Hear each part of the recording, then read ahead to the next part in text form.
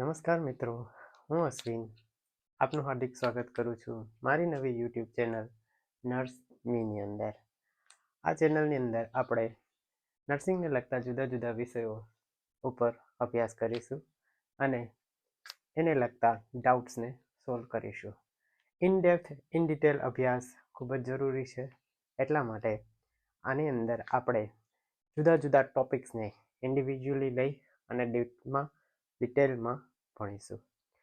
તો આજનો મારો સૌથી પહેલો સબ્જેક્ટ છે કાર્ડિયોપલ્મોનરી રિસસિટેશન, કે જે દરેક માણસને એટલીસ્ટ કોઈ બીજા માણસની લાઈફ બચાવવા માટે જરૂરી છે.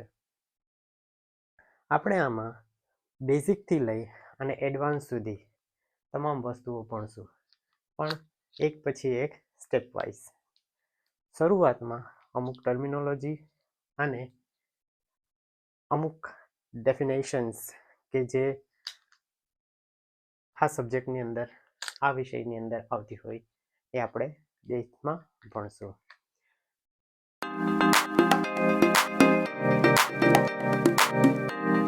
તો કાર્ડિયોપલ્મોનરી રિસસિટેશન આપણે બધા ટૂંકમાં ભણતા હોય છે. સીપીઆર ક્યારે આપવા જોઈએ, તો એના માટે પર્ટિક્યુલર ડાયગ્નોસિસ કરીએ આપણે તો એમાં અમુક મુદ્દાઓ મળે આપણને કે જેમાં આપણે સીપીઆર આપી શકીએ.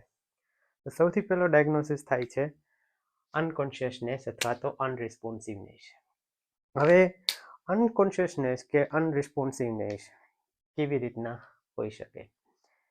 જ્યારે કોઈ પણ માણસ આપણા રસ્તામાં આવેલા જતા હોય અને અચાનક કોઈ માણસ છાતીમાં દુખાવો થાય, પડી જાય છે, અનરિસ્પોન્સિવ થઈ જાય છે.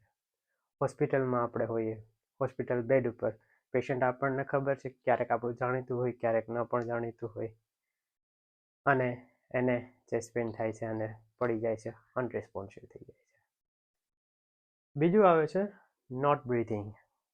કોઈ પણ કારણોસર રેસ્પિરેટરી ટ્રેકની અંદર ઓબ્સ્ટ્રક્શન આવી ગયા હોય તો પણ બની શકે, અને ઘણા બધા એવા કારણો છે કે જેને કારણે પેશન્ટ બ્રીથ કરી શકતો નથી. એવાની અંદર આપણે સીપીઆર આપી શકીએ છીએ. ત્રીજી વસ્તુ હોય છે નો પલ્સ ઇન લાર્જ આર્ટરીઝ. તો મોટી આર્ટરીઝની અંદર પલ્સીસ ના હોય, એનો મતલબ કે પેશન્ટનું સર્ક્યુલેશન, હાર્ટે પંપ કરવાનું બંધ કરી દીધું છે. મોટી આર્ટરીઝથી મતલબ છે અહીંયા આગળ ફિમોરલ આર્ટરીઝ છે કે પછી કેરોટિડ આર્ટરીઝ છે, એની વાત થાય છે. તો એની અંદર પલ્સ જોવા મળે નહીં, ત્યારે આપણે સીપીઆર આપી શકીએ.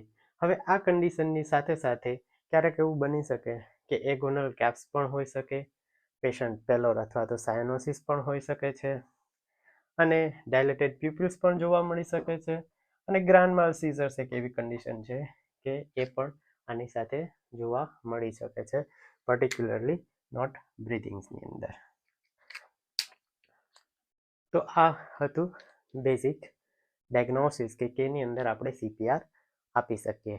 હવે આપણે આગળ ઉપર જોઈએ એની મેનેજમેન્ટ.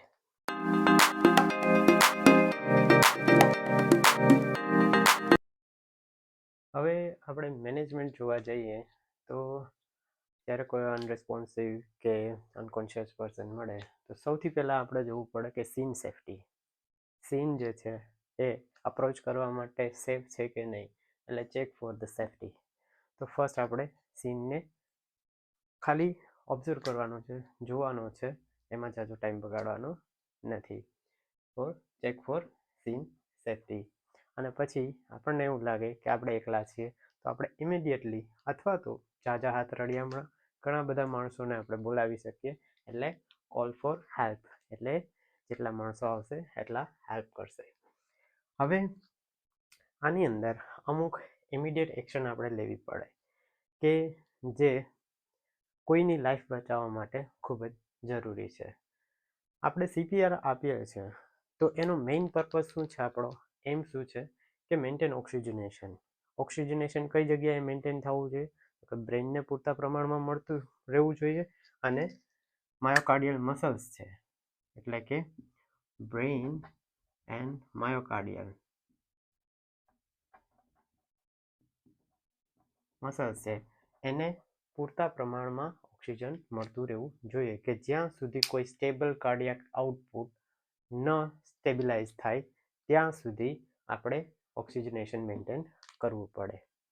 બીજી વસ્તુ છે કે પેશન્ટ કોઈ પણ જગ્યાએ પડેલું હોય છે, કોઈ ફોર્મ જગ્યા હોય, નીચે પડેલું હોય છે, તો બની શકે કે એને એડિક્વેટ હાઇટ ઉપર, જેમ કે આપણી ટ્રોલી હોય છે એની ઉપર, અથવા તો કોઈ હાર્ડ સરફેસ છે એની ઉપર લઈ જવું જોઈએ.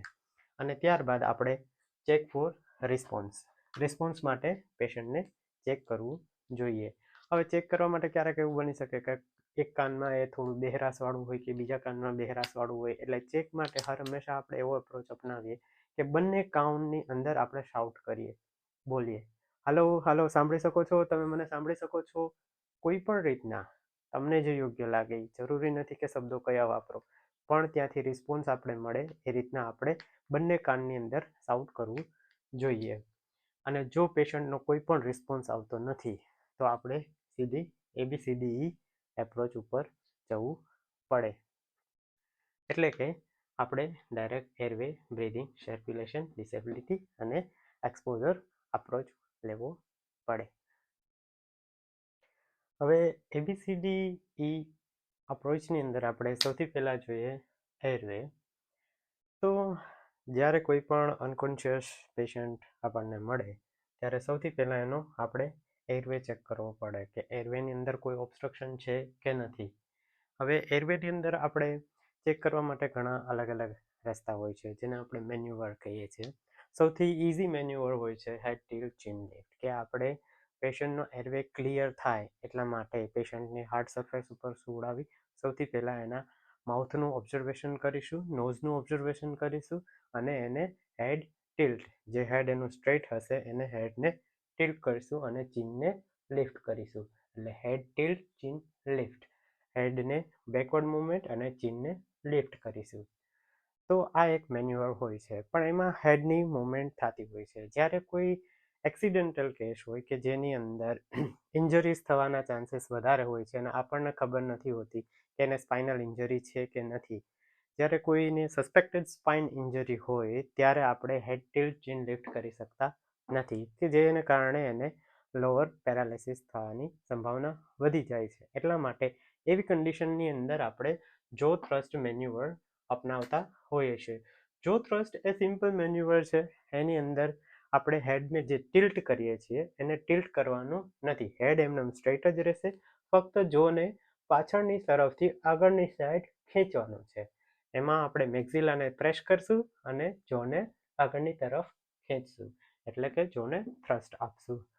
તો આ બે મેન્યુઅર છે કે જે આપણે એરવેને ઓપન કરે છે. આનો પર્પઝ શું હોય છે? તો એક જ પર્પઝ હોય છે. પેશન્ટ અનકોન્શિયસ છે, એની ટંગ છે એ પાછળ લેરિંગ્સને ઓબ્સ્ટ્રક્ટ કરતી હોય છે, તો એ ઓબ્સ્ટ્રક્શન અટકાવવા માટે આપણે આ બેમાંથી કોઈ પણ એક મેન્યુઅર કરવું પડે. પછી આપણે જોઈએ કે પેશન્ટનું એરવે એમાં કોઈ પણ જાતનું ઓબ્સ્ટ્રક્શન છે કે નથી. જો કોઈ નેચરલ સિક્રેશન હોય, બ્લીડિંગ હોય કે કાંઈ પણ હોય તો પેશન્ટના ફેસને સ્લાઇટલી ટર્ન કરી દેવાનો કોઈ પણ એક સાઈડ ઉપર, અને એને સાઈડ ટર્ન કરી અને નેચરલ ડ્રેનેજ થવા દેવાનું.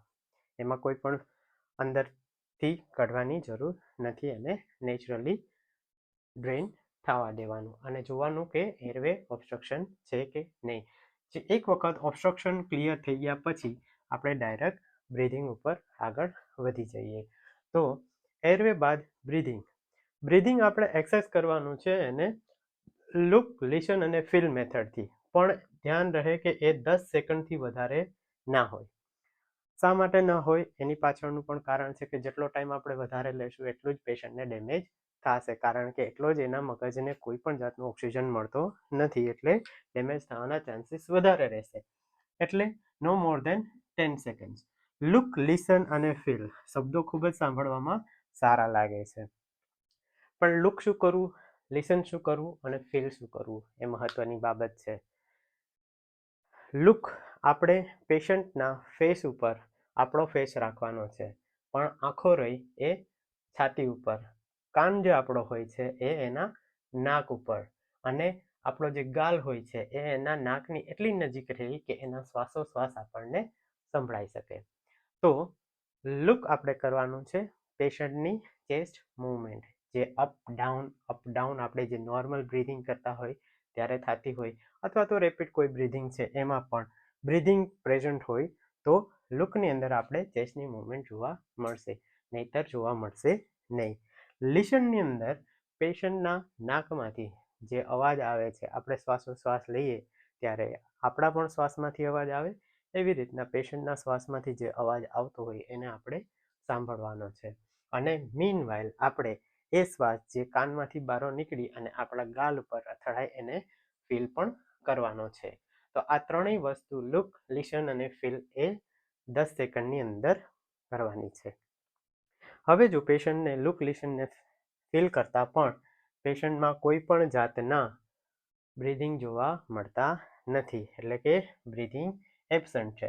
ક્યારેક એવી કન્ડિશન બની શકે કે પેશન્ટ વેન્ટ્રિક્યુલર ટેકિકાર્ડિયા કે વેન્ટ્રિક્યુલર ડિફિબ્રિલેશનની અંદર હોય, ફિબ્રિલેશનની અંદર હોય, તો એમાં એબનોર્મલ બ્રીધિંગ પણ ક્યારેક હોઈ શકે છે. એટલે એકદમ એબસન્ટ જ હોય એ જરૂરી નહીં, પણ એબનોર્મલ પણ હોઈ શકે અથવા તો એબસન્ટ હોઈ શકે.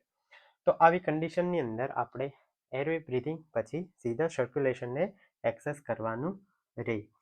સર્ક્યુલેશનની અંદર આપણે વધારે ટાઈમ ન બગાડતા આપણે ફક્ત એક્સેસ લાર્જ પલ્સ આપણે આની પહેલાં પણ ડાયગ્નોસિસની અંદર ડિસ્કસ કરી એવી મોસ્ટ કોમન બધા કરતા હોય છે એ કેરોટિડ પલ્સ.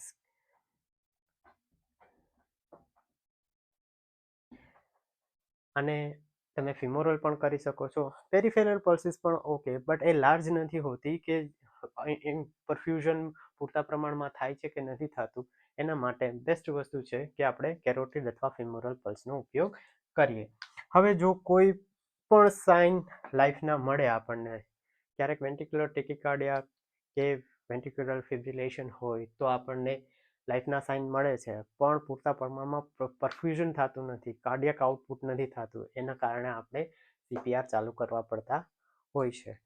તો સાઇન ઓફ લાઈફ ન મળે કોઈ પણ જાતના જોવા તો આપણે ઇમિડિયેટલી સ્ટાર્ટ કરવાના થાય છે CPR. હવે આપણે જોઈએ CPR, કાર્ડિયોપલ્મોનરી રિસક્સિટેશન. તો કાર્ડિયોપલ્મોનરી રિસક્સિટેશનની અંદર આપણે મુખ્યત્વે બે વસ્તુ કરવાની થાય છે. એક હોય છે એક્સટર્નલ કાર્ડિયાક મસાજ અને બીજું હોય છે assisted ventilation. External cardiac massage આપણે કહીએ કે જે આપણે ચેસ્ટ કમ્પ્રેશન આપીએ છીએ, એની મેથડ્સ આપણે થોડીક ક્ષણોમાં ભણશું. અને બીજું હોય છે આસિસ્ટેડ વેન્ટિલેશન કે જે આપણે પેશન્ટને બ્રીધિંગ આપીએ છીએ તે. તો એક્સટર્નલ કાર્ડિયાક મસાજ માટે સૌથી પહેલાં આપણે પેશન્ટના લોઅર થર્ડ સ્ટર્નમ ઉપર, જે આપણું સ્ટર્નમ છે એના લોઅર થર્ડ ઉપર આપણે હાથ રાખવાના હોય છે. હાથની પોઝિશન એકદમ પર્ટિક્યુલર હોય છે કે જેની અંદર આપણે એક હાથને સ્ટ્રેઇટ રાખી, કોણીથી સ્ટ્રેઇટ રાખવાનો, ખંભાથી સ્ટ્રેઇટ રાખવાનો, એલ્બો લોક કરવાનો, શોલ્ડર લોક કરવાનો, એક હાથને, બીજા હાથને પંજાને પેલા હાથ ઉપર આંગળીઓને ઇન્ટરલોક કરવાની અને બંને હાથ સ્ટ્રેઇટ, બંને ખંભા સ્ટ્રેઇટ, બંને કોણીઓ સ્ટ્રેઇટ અને આવી રીતના પોઝિશન લેવાની થાય છે પેશન્ટની ચેસ્ટ ઉપર. અને આ જે હથેળીનો ભાગ છે એ પેશન્ટના છાતી ઉપર આપણે લોઅર થર્ડ સ્ટર્નમ ઉપર રાખવાનો થાય છે. તો straight arms, fingers interlock, elbow lock and shoulder lock અને સ્ટ્રેઇટ પોઝિશન. આ પોઝિશન થઈ જાય. પેશન્ટના સ્ટર્નમને આપણે 5 થી 6 સેન્ટીમીટર સુધીનું દબાવવાનું થાય છે. પેશન્ટને લોઅર એબ્ડોમન ઉપર પ્રેશર ના આવે, અપર ચેસ્ટ ઉપર પ્રેશર ના આવે, એ રીતના ફક્ત સ્ટર્નમ, લોઅર સ્ટર્નમ ઉપર જ, લોઅર થર્ડ સ્ટર્નમ ઉપર જ પ્રેશર આવે એ રીતના 5 થી 6 સેન્ટીમીટર જેટલું સ્ટર્નમ ડિપ્રેસ થાય તો કાર્ડિયક આઉટપુટ પૂરતા પ્રમાણમાં મળી શકે છે. એટલા માટે હર હંમેશા 5 થી 6 સેન્ટીમીટર જેટલું જ ડિપ્રેસ કરવું જોઈએ.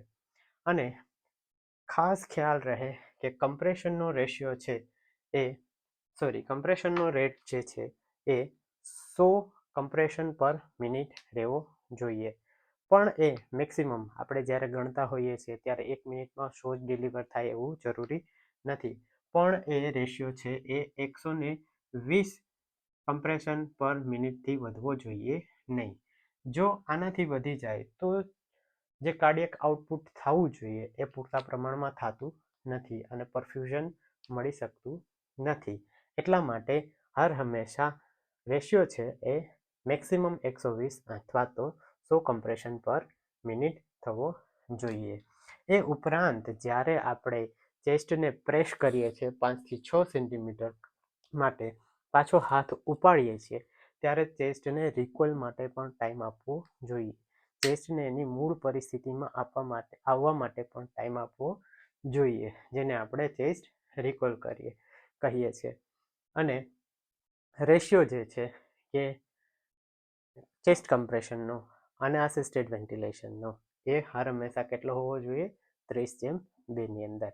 એટલે કે 30 આપણે ચેસ્ટ કમ્પ્રેશન આપશું અને 2 આપણે વેન્ટિલેશન શ્વાસોશ્વાસ આપશું.